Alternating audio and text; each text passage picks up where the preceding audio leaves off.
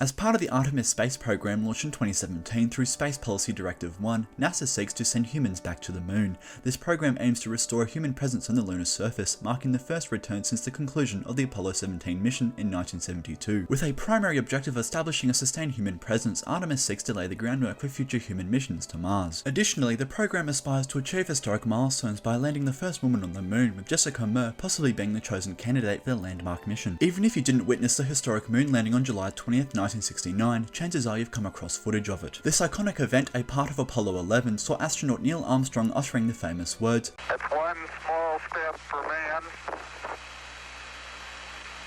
one giant leap for mankind," while Buzz Aldrin assisted in planting the American flag on the lunar surface. There's also a common misconception that the astronauts played a round of golf, but in reality it was Alan Shepard, the first American astronaut to journey into space, who wielded the golf club during the Apollo 14 mission in 1971. In subsequent decades, interest in landing on the moon has waned, leading many to forget the extensive history of lunar missions and the individuals who participated in them. As of 2024, under NASA's Apollo program, 24 astronauts embarked on 9 missions to the moon between December 1968 and December 1972. Among these missions, 6 successful 2-man landing expeditions allowed 12 men to walk on the lunar surface, with 6 of them operating lunar roving vehicles during the final 3 missions. Beyond these 24 individuals, no human has ventured outside low Earth orbit. While no woman has yet journeyed to the moon, several non-human animals have orbited or circled it, including 2 tortoises, multiple turtles, and 5 mice. So, who went to the moon? On April 12, 1961, the USSR sent the first human, Yuri Gagarin, into space with the orbital flight of Vostok 1. Not long after, on May 25, 1961, following the Soviet Union's achievement, US President John F. Kennedy urged the US Congress to commit to the objective of landing a man on the moon and returning him safely to the Earth. Subsequently, NASA initiated a series of test missions, commencing with Project Mercury. Project Mercury marked the United States' first human spaceflight program, operating from 1958 to 1963. A pivotal moment in the space race, its primary objective was to launch a man into Earth's orbit and ensure his safe return, ideally surpassing the Soviet Union's achievements. Transitioning from the US Air Force to the newly established NASA, the program executed 20 uncrewed developmental flights, some involving animals, alongside 6 successful manned missions. Drawing its name from Roman mythology, Project Mercury incurred a total cost of about $2.5 billion when adjusted for inflation. The group of astronauts chosen for the program became known as the Mercury 7, with each spacecraft bearing a name ending in 7, chosen by its respective pilot. Afterwards, it was Project Gemini, the second human spaceflight program undertaken by the United States. Following the inaugural Project Mercury and with the development of the Apollo program, Gemini was conceived in 1961 and finished in 1966. Each Gemini spacecraft accommodated a 2-astronaut crew, and between 1965 and 1966, 10 Gemini missions were conducted, involving a total of 16 astronauts who embarked on missions in low Earth orbit. Then, finally, the Apollo program, the landmark human spaceflight initiative executed by NASA. Operating from 1968 to 1972, it achieved the monumental feat of landing the first men on the moon. The program originated in 1960 during President Dwight D. Eisenhower's administration and was the 3rd human spaceflight program of the United States. Apollo 7 was the first crewed spaceflight of the program and flew between October 11th to 22nd, 1968. The flight symbolized the agency's return to human spaceflight from the tragic fire that claimed the lives of 3 astronauts during a launch rehearsal test for Apollo 1 on January 27th, 1967. Apollo 8, flying from December 21st to 27th, 1968, marked the pioneering crewed mission to achieve lunar orbit and safely return to Earth. The 3-man crew, comprising of Bill Anders, who captured the iconic Earthrise photograph, Frank Borman and Jim Lovell, became the first individuals to venture to the moon, although they did not land. Afterwards, the trio was succeeded by the members of Apollo 10, flying from May 18th to 26th, 1969,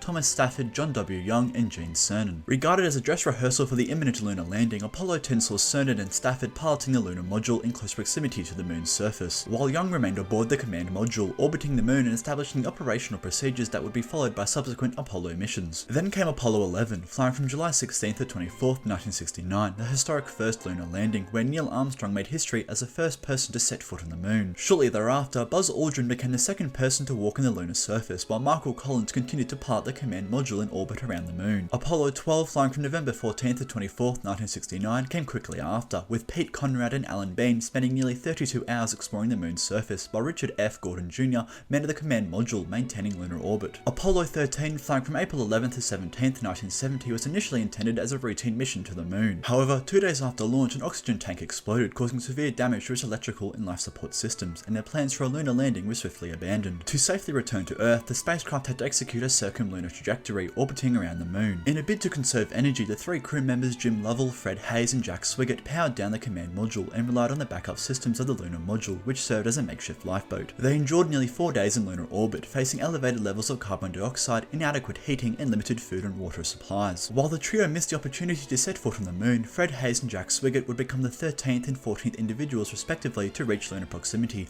while Jim Lovell had previously orbited the moon during Apollo 8. Following a challenging journey, the crew safely returned to Earth, touching down in the South Pacific Ocean on April 17, 1970. Next up was Apollo 14, flying from January 31st to February 9th, 1971, which presented a somewhat less perilous mission. Alan Shepard, the first US astronaut to journey into space aboard Freedom 7 in 1961, became the 5th person to step foot on the moon. As an enthusiastic golfer, he even took a swing at a couple of golf balls. Accompanying him was Edgar Mitchell, who joined him as the 6th individual to walk on the lunar surface, while Stuart A. Russo orbited in the command module, becoming the 17th person to reach lunar orbit. During Apollo 15, which flew from July 26 to August 7, 1971, astronauts David Scott and James B. Irwin spent nearly 3 days exploring the lunar terrain. They notably became the first to utilize a lunar rover, while Alfred Worden conducted lunar orbit operations from the command module. During Apollo 16, which flew from April 16 to 27, 1972, John W. Young, who had prior lunar experience from Apollo 10, set foot on the moon once again. Accompanied by Charles M. Duke Jr., they became the 9th and 10th astronauts to walk on the lunar surface. Meanwhile, Thomas K. Mattingly, previously removed from Apollo 13 due to rubella, piloted the command module and thus became the 21st individual to reach lunar vicinity. Apollo 17, which flew from December 7th to 19th, 1972, marked the final crewed mission to the moon.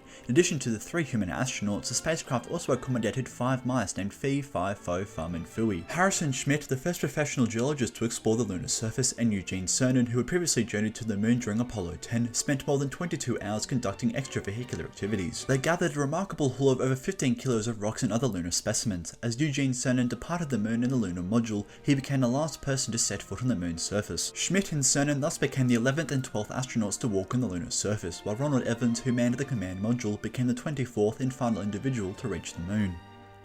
This hasn't made Jack, and if you're on the moon right now, please leave a comment down below.